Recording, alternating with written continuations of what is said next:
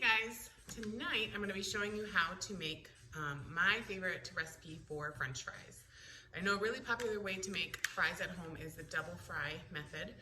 I like to take that and simplify it a little bit. So I like to call it a double cooked method because the first step that you'll see that I'm going to do makes it quite a bit easier in the process. So let's get to it. All right, so you can see I have some really nice big russet potatoes. I like to find the biggest ones I can find to make some really long French fries.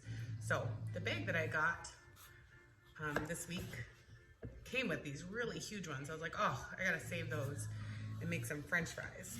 Ooh, and apparently these potatoes are extra hard today, but we'll get through it. All right, so we'll cut them into some thin sheets. The rounded ends, just keep those off by themselves. And we're gonna cut them in little thin strips. I like to cut them pretty thin because that just makes them nice and crispy. And I do like crispy French fries. So cut those up. I like to keep the skin on. If you don't like the skin, you don't have to keep the skin on. You can go ahead and peel them, but I'm all about making my life easier. And then all the flat ones I just keep together as long as it's manageable.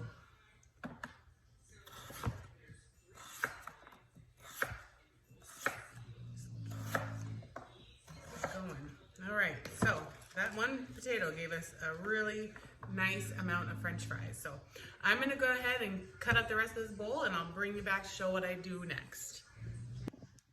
All right, I got them all cut up. Now, you might think this looks like a lot of French fries. And it is, but I have a family of 6 and we do really like leftovers. So when you see me cooking my meals, they're always gonna be big ones. Not saying that we'll end up having leftover these fries because they're usually a pretty big hit. So what I'm doing now is I am just going to give them another couple rinses in this water, make sure we get out some of that extra starch from the potatoes now that they're all cut up. And of course also if I missed any dirt on the skins during the initial wash, we'll hope that comes out too. So I like to get them under the water and like rough them up a little bit, try to work out as much as I can. Do you see how that water is getting kind of white and not clear? We want to rinse them a couple times until that water is clear. So I'm going to keep doing that.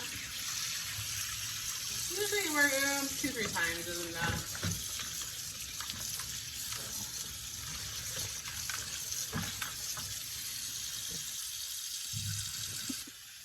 Okay guys, I ended up rinsing them, I think it was 3 times. Do you see how beautiful and clear that water is now? You can hardly even see it. That's perfect. You want to fill the bowl now with enough water to make sure all of them are covered.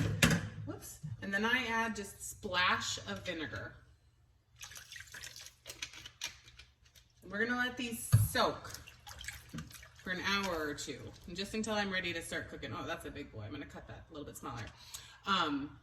Until we're ready to cook. You can put them in the fridge. They can soak overnight if you want. The vinegar I just found kind of helps remove a little bit of the moisture and add more starch. I don't know if that's technically true or not, but it seems to be the way that I find they cook best for me. So I like to soak them in some nice cold water and a splash of vinegar for an hour or 2, or until I'm ready to cook. So I'll bring you back once we're ready to start frying them up. Okay, we are back. Let the fries soak for about an hour and a half, and then I laid them out on some towels and let them air dry for 15 minutes. You want to get as much water off of them as possible. So it's really important to take that step and let them dry. Now I am going to dump them in the bowl. Clean, dry bowl.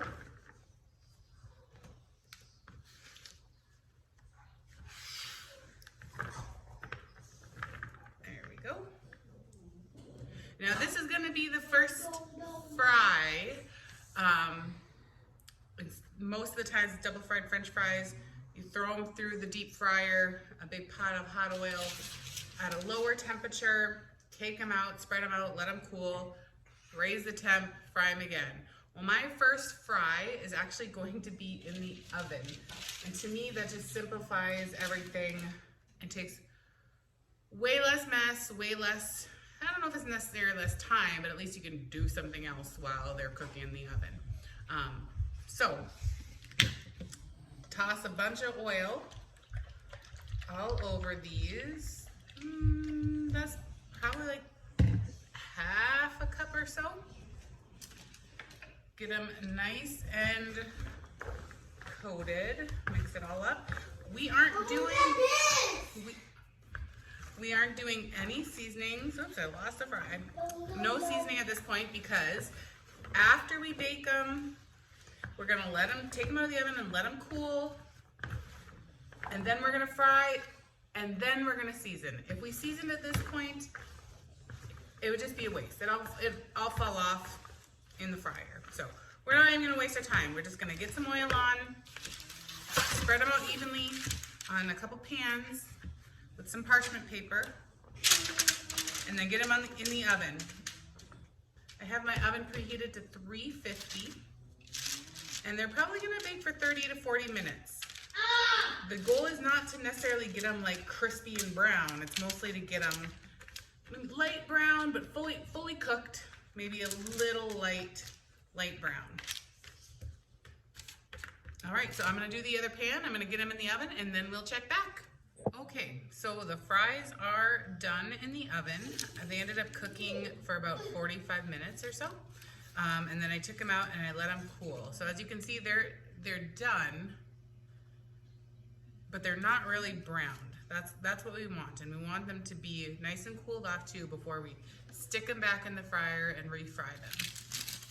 So I am going to move you guys over so you can see.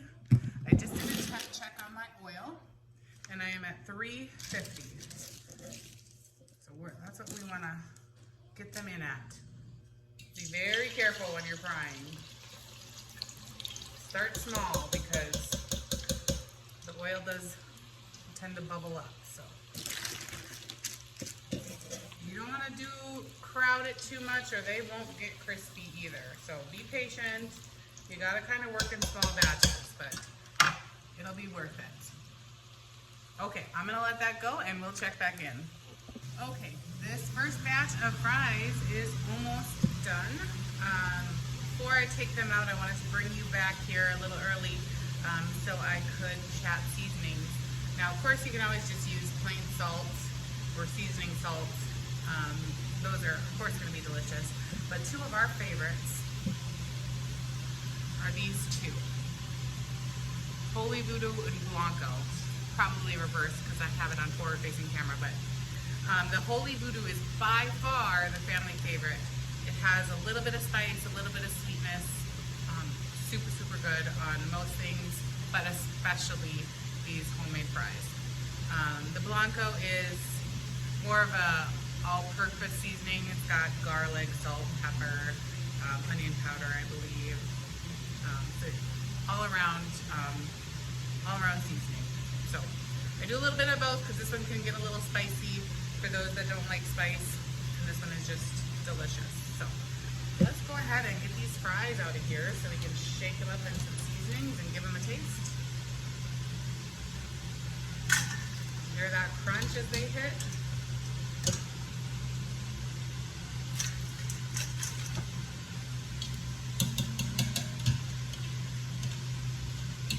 Sure, we grab them all. Now, while they're still got a little wet from the oil, you want to get that seasoning on there right away so it sticks.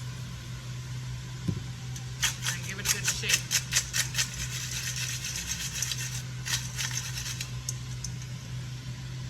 Oh, looks so, so good. All right. Those are my homemade, twice cooked French fries. I hope you try it and hope you like it. Thanks, guys.